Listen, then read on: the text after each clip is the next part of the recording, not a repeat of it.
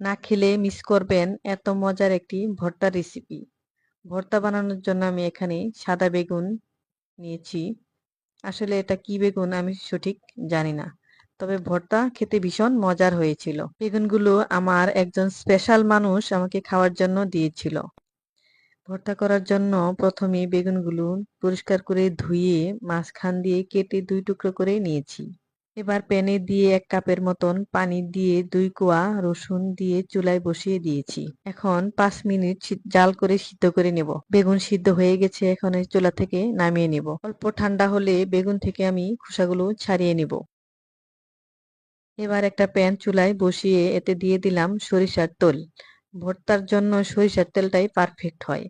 এখন তেলের মধ্যে দিয়ে দিলাম পেঁয়াজ কুচি ও কাঁচামরিচ কুচি।